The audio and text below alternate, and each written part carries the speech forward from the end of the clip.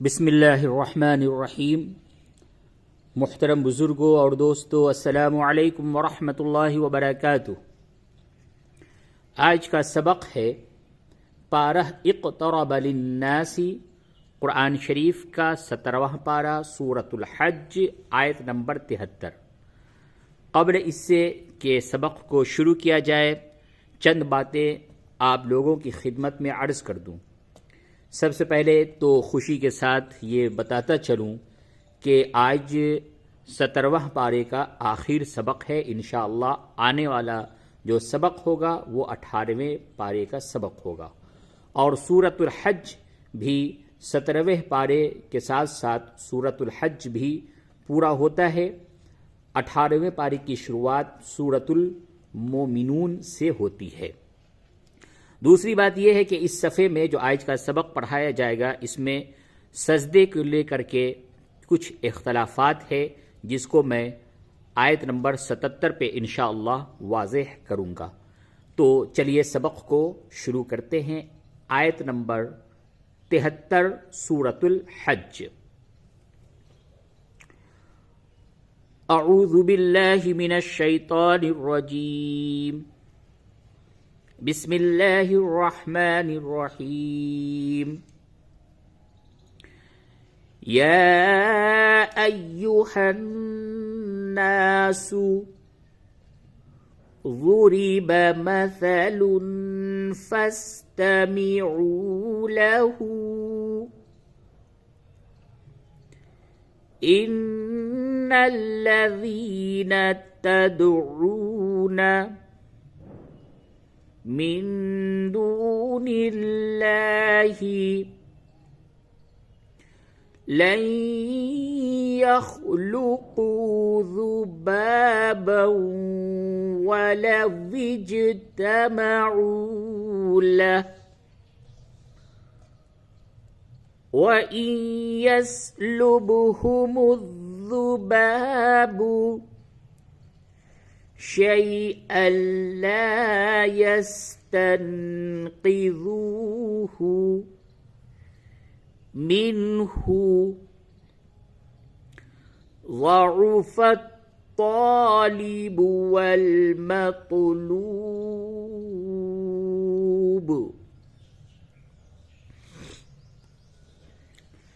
या अय्युहन्नासु ज़ुरिब मसलुन फस्तमिऊ लहु इन्नल्लज़ीन तदऊन मिन दूनिल्लाहि लन यख़्लुक़ू ज़ुबाबा लन यख़्लुक़ू ज़ुबाबन वलव इज्तमऊ लहु व इन यस्लुबहुमुज़्ज़ुबाबु शैअन ला यस्तन्क़िज़ूहु मिन्हु ज़अफ़त तालिबु वल मतलूब।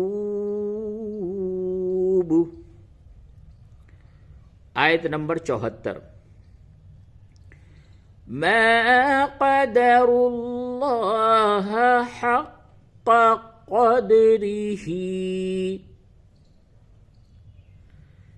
इन्नल्लाह लक़विय्युन अज़ीज़।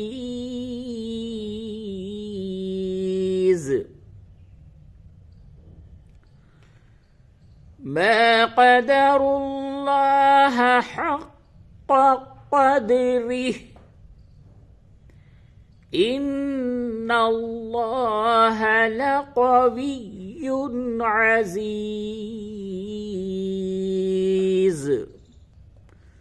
आयत नंबर 75। अल्लाहु यस्तफ़ी मिनल मलाइकति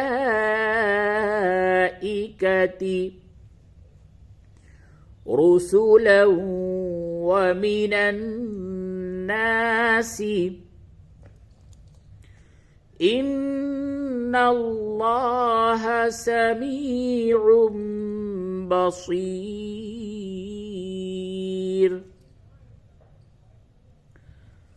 الله يصطفي من الملائكة رسلا ومن الناس إن الله سميع بصير.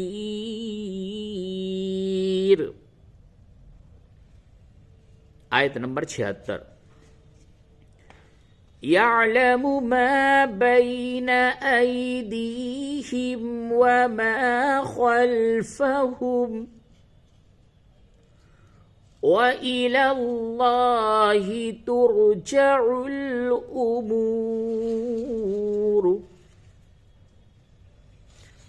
يعلم ما بين أيديهم وما خلفهم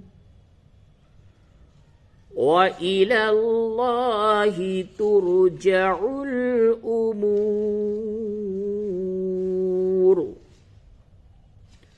يعلم ما بين أيديهم وما خلفهم وإلى الله ترجع الأمور. آیت نمبر 77. يا أيها الذين آمنوا اركعوا واسجدوا واعبدوا ربكم وافعلوا الخير لعلكم تفلحون. يا أيها الذين آمنوا اركعوا واسجدوا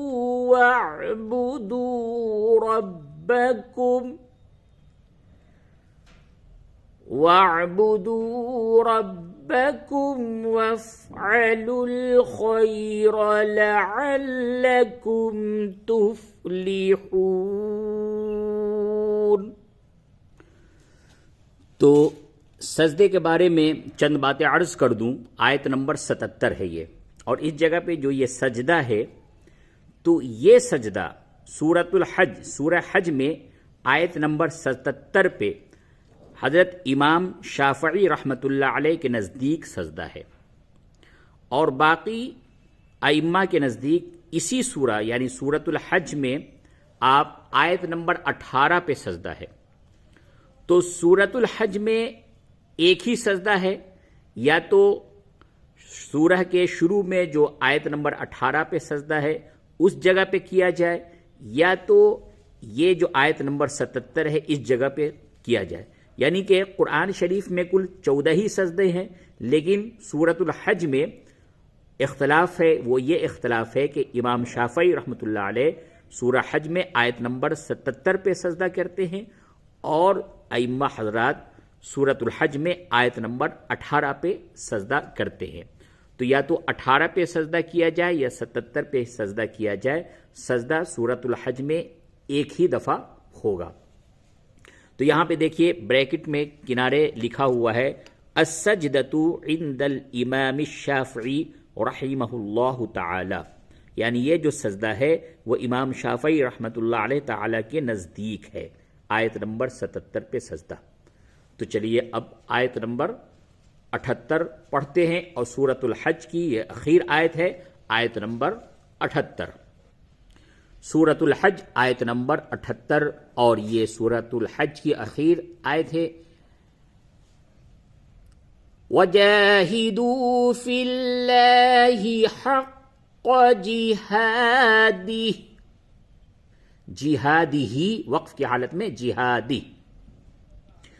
هُوَ اجْتَبَاكُمْ وَمَا جَعَلَ عَلَيْكُمْ फिद्दीनी मिन हरज, हरज। और अगर इस जगह पे वक्फ नहीं करें बल्कि आगे मिला करके पढ़ेंगे तो फिर इदगाम मअल गुन्ना होगा, क्योंकि तनवीन के बाद हुरूफ यरमलून में से मीम आ रहा है, तो जीम को मीम से मिला करके पढ़ेंगे। तो फिर यूं पढ़ेंगे मिला करके, मिन हरजिम मिल्लत अबीकुम इब्राहीम। मिन हरजिम मिल्लत मिला करके पढ़ेंगे, और वक्फ करेंगे तो मिन हरज मिल्लत, मिल्लत अबीकुम इब्राहीम हुवा सम्माकुमुल मुस्लिमीन मिन क़ब्लु व फ़ी हाज़ा लियकून अर्रसूलु शहीदन अलैकुम व तकूनू शुहदाअ अलन नासी फ़अक़ीमुस सलात वआतुज़ ज़कात वअतसिमू बिल्लाहि हुवा मौलाकुम फनिअमल मौला व निअमन नसीर। वजाहिदू फिल्लाहि हक़्क़ जिहादिह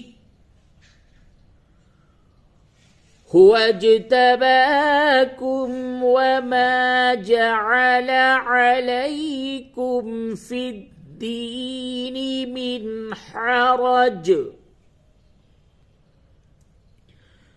मिल्लत अबीकुम इब्राहीम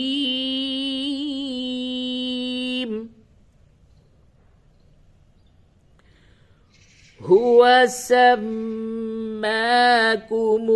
मुस्लिमीन मिन क़ब्लु व फ़ी हाज़ा मिन क़ब्लु व फ़ी हाज़ा लियकून अर्रसूलु शहीदन अलैकुम